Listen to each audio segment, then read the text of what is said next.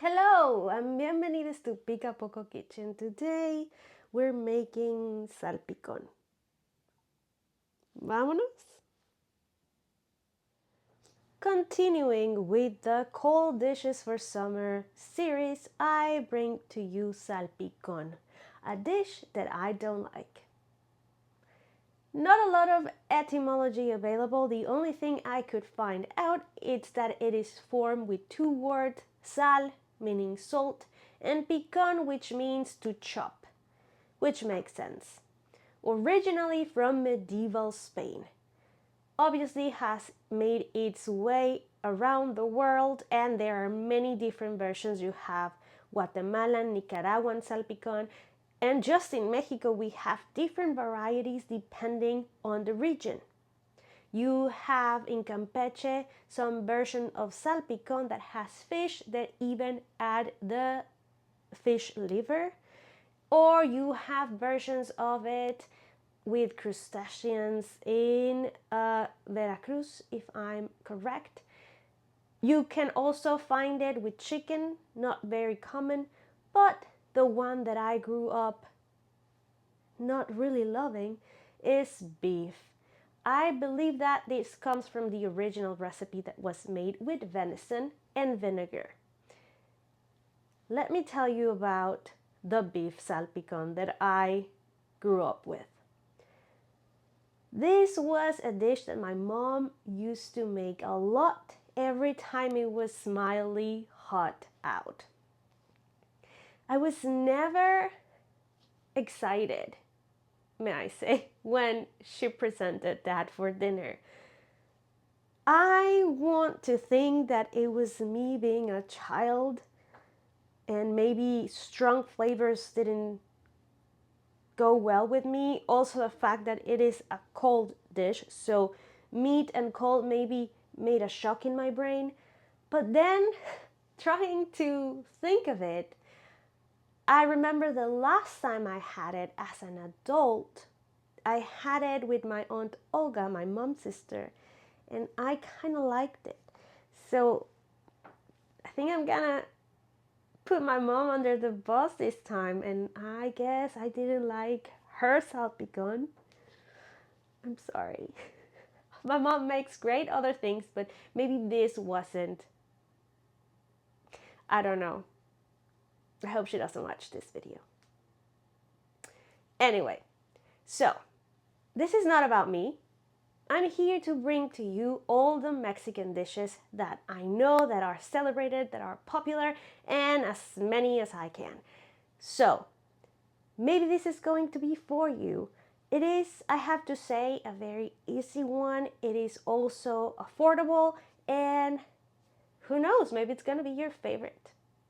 So, I am in the road of giving Salpicón a redeeming arc. Let's see how this goes. Vámonos. First, I'm gonna start by cooking my meat. I have around 1 pound of skirt steak that I'll cook in my pressure cooker like I always do, with a quarter of an onion, one garlic clove, and one bay leaf. For the meat, you have different options. Anything that shreds work. You can use a roast like a round or a chuck, or you can even use flank steak. That will work fine as well. I will be covering my meat with 2 cups of water. And to season, you can go for salt and pepper, but in this case, I prefer to go for 2 tablespoons of beef bouillon. I'm cooking the whole pound of meat, but I will be using only half for my dish. I'm making a small batch because, like I told you, I'm not sure if I'm gonna like it or my husband, so I'm saving the other half to make something else. On a side note, I did remove most of the fat of the steak because I think that cold fat is kind of nasty, so maybe do that if you think the same way. Here it is after 45 minutes with natural pressure release. I shredded it with 2 forks. It took no effort at all. I do find these strips to be a little bit long, so I'm going to chop it even more. When the meat is cold, even a day later, we're gonna put everything together. So I have half of my meat, which is 9 ounces approximately, that I chopped even smaller, as you can see here. This meat has the annoying tendency to stick in between your teeth, and I hate that. I have 2 cups of lettuce. I'm using mini romaine in this case. You can use any other lettuce that you prefer. I am going for half a cup of shredded carrots. I had a lot, so I'm gonna use it. I can't remember if my mom added this or if my aunt did, but I had them, so let's give them a go. I have 1 Roma tomato diced as well. To that, I'm also gonna add half a cup of pepino that I left a little bit the skin on but removed the seeds. I'm gonna give these a mix, trying not to make a mess. And this is what I mean when I say stretching the budget. You can feed your family with a good amount of healthy ingredients. I added the red onion last because the hubby is not a big fan, so I just added a few and set the rest aside for me. Which reminds me to allow yourself to experiment and add the ingredients that you prefer or that you have available. Some people like to keep it traditional with radish and olives, much to the Spanish style. Some other people like to add pickled jalapenos. You can do that as well. Or anything else that you want. You want to skip something? Go ahead. The thing is that this must be for you and your family. Before I started with the dressing, I seasoned with salt and pepper. I sat down to think about the dressing since that was one of my main issues.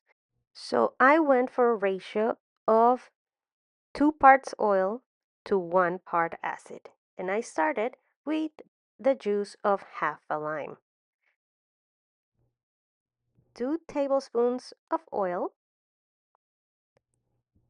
1 teaspoon of balsamic vinegar, and 1 teaspoon of apple cider vinegar. Of course, you can be more precise than I was. A flavor that can't be skipped to give salpicón its traditional flavor is oregano. So I added half a teaspoon of dried oregano. And of course, this wouldn't be Mexican salpicón if it didn't have some spiciness. Like I told you before, some people like to add pickled jalapenos. You can do that. But I went for chiltepin. I was obsessed last time when I added to my ceviche, so I brought some back. This time I went a little bit lighter with just 4 chiltepins, and that gave it just a teeny bit of a kick. We're gonna give it one final mix, and now it's ready either to be served or to be put on your fridge for later. Salpicón is a great dish to make ahead of time, to bring to a gathering, or if you're single, just make it one day of the week and you have your week meal ready for those nights when you come home and you are tired and you just want to eat something. Not to mention that the flavors will intensify if you let it rest in your fridge. And once again, my serving style is going to be tostadas. Tostadas are a must in your pantry. They are so convenient and so delicious. And the best part is you don't need to do anything to them. They're ready to be consumed. Don't forget to add some avocado on top, and you are ready to hopefully enjoy. The moment of truth. Here we have it. Let's see if I achieve my goal or if it's just not for me. But before, let me do the proper thing because I tend to pour everything on me every time I'm wearing white. So, just a sec. Better. Okay, so here we go. Smells really good.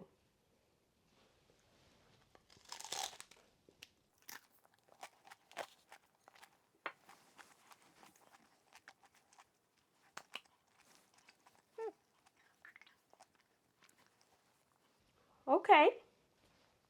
Okay. I have to say I'm pretty happy. Number one, I think I definitely outgrown the fact that the meat is cold and it's perfectly fine. And definitely a balanced dressing is the key. So keep your ratio in order and you're going to be just fine. I think I'm craving another bite. So I think we achieved what we were here for. Salpicón has redeemed itself. Salpicón for everybody. I don't know. I think it's great. Now, other things that I was thinking about it. Number one is time efficient. You can make everything ahead of time, or you can cook the meat ahead of time, have it in your fridge, pop it out, and put it together with the veggies. Or make everything else and let it marinate and sit in your fridge, and you're gonna be just fine. Honestly, there's nothing texture wise that I don't like. The flavor is good. I think even the longer you let it sit, it probably gets even better flavor. It's affordable. It's really inexpensive, and in these times, it definitely helps you stretch the budget and feed more people with any veggies that you have at home, the ones that you like. Make sure to use that because that will also help to enjoy it even more. I think it's great, to be honest. Um, I am really interested in hearing what you think. If you make it, please let me know in the comments. What is your impression? Do you have something similar? What do you think? Is this for you? Is it not? I really want to know if you enjoyed this recipe just like this video. And if you did, please share it with your friends. Like, subscribe, and be notified. And for more, follow me on the socials. Adios, amigues.